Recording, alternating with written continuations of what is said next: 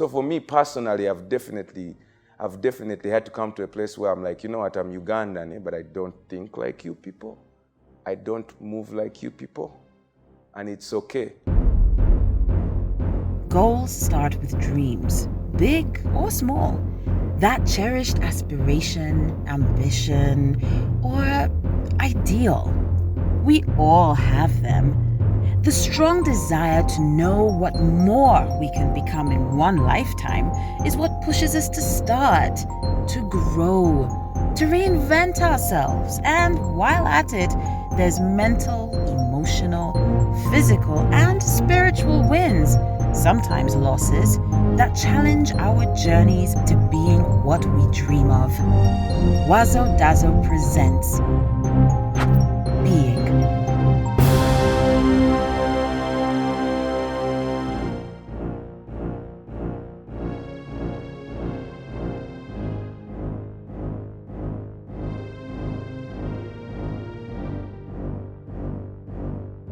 Fear of greatness has affected me my entire life. Because I come from an environment where you're not supposed to be great. That environment is, I don't think it is the actual Ugandan sentiment, but man, it's like they cannot stand for their own to win.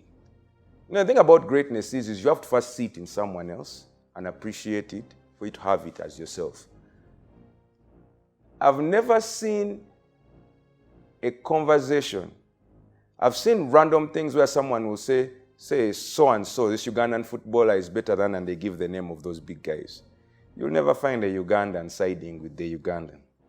And for me, I believe we are the greatest people in the world. But sometimes I feel like I'm the only one who shares that belief. Like, you think we're different, God made us. So for me personally, I've definitely had to come to a place where I'm like, you know what, I'm Ugandan, but I don't think like you people. I don't move like you people. And it's okay. And so for me, I'm going to do my part to make sure the next group of you people can believe that you can be great on international scale. Those are the things that I'm working on. I'm like, you know what, I'm great. I'm globally great, and I'm going to make sure that that happens so that Ugandan names are synonymous with those spaces. Instead of, that one is Ugandan. How do you put them in the same category or the same conversation with? Yeah, so it's affected me my whole life. And a big part of it has to do with the people around me. They just don't believe in their own greatness. They don't believe they can be great from where they are. They have to leave the country. They have to go somewhere else. Those funny things, man.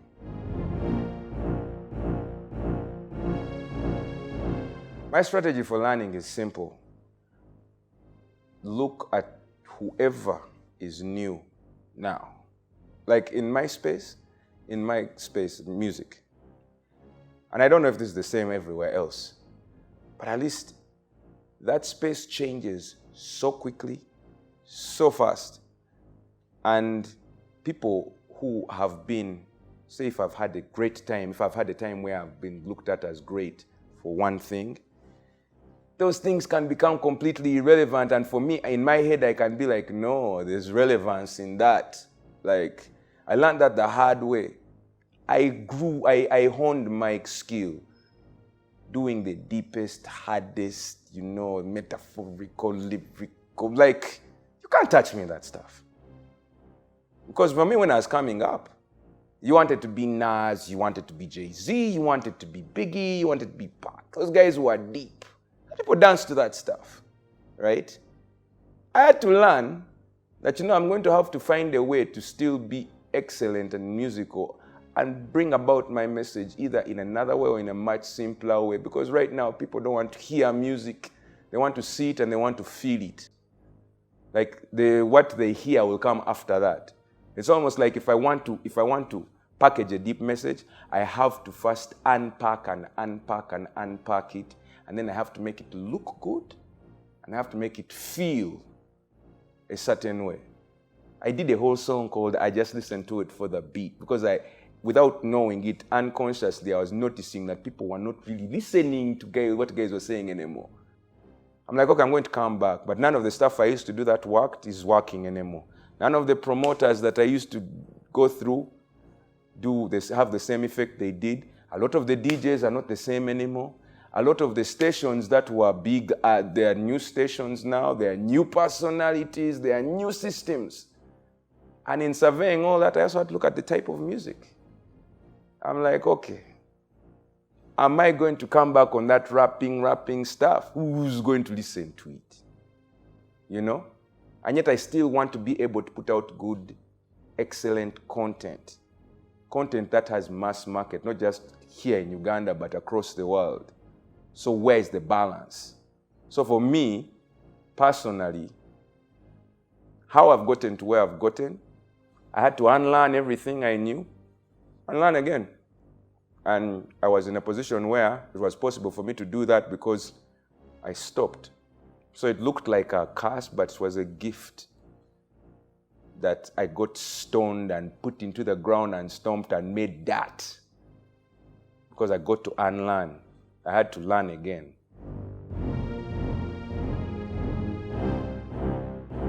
It depends, but let's go. Let's give it a try.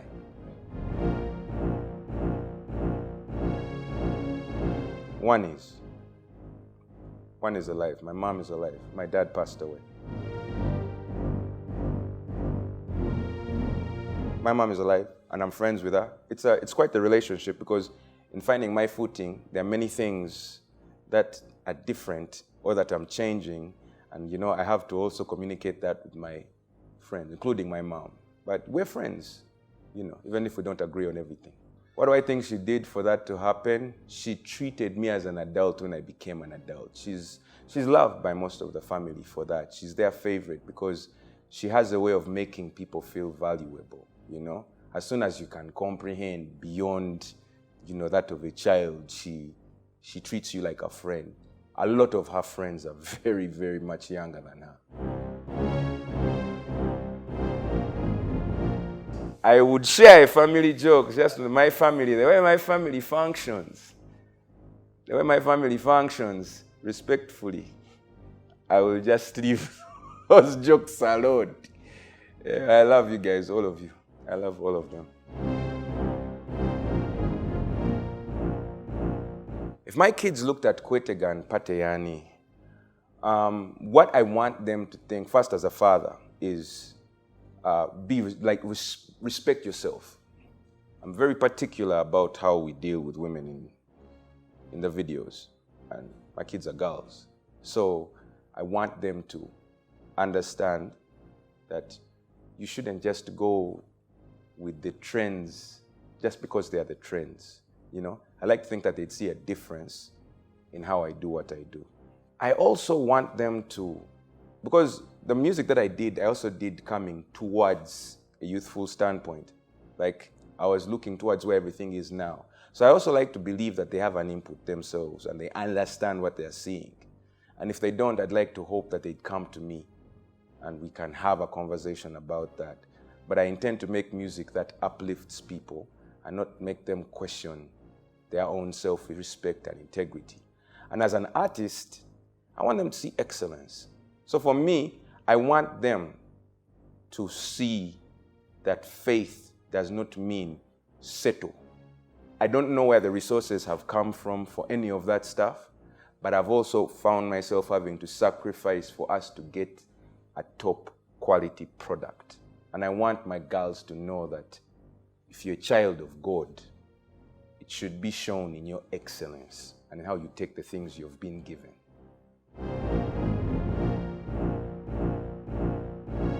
I'm in a commercial space, but I'm a Christian. One of the things that I'm not happy with is how little is put into artistic presentation as a whole. Some people are changing it, but still, in general, the biggest songs you find, there are no settings. Someone is in the middle of grass, or in front of a hedge, or in a room with a band. And that's it, And we wonder why we don't compete on the upper level, The two questions that I would ask all Ugandan rappers if I was at the table with them are, where do you see yourself at the end? I don't know what that end is, but can you paint a picture for me of your end place? Like, what's the end of this? Have you thought about that? The second thing would be who handles your business, you know? Because for me, I think that would elaborate on two things. Number one, do you have a goal? Do you have a real goal? And that goal could be to build a house, a one-bedroom house. That would be a goal. Do you see that? And secondly, if you're in this without business structures, or you're the one who handles all your business, then 10 to 1, you're not doing things the way you're supposed to. Even in music in general in this country, but definitely mostly for hip-hop, we're too hands-on. Everyone wants to do everything. There are no teams, there's no structure. You know, you see artists who make music that everyone questions, but when you actually meet them, you find structures. The person has a security detail, they have management, they have transportation, and they're intentional about those things. And they have business management. So do you have business management? That's definitely one of the questions. The other one being, where are you going?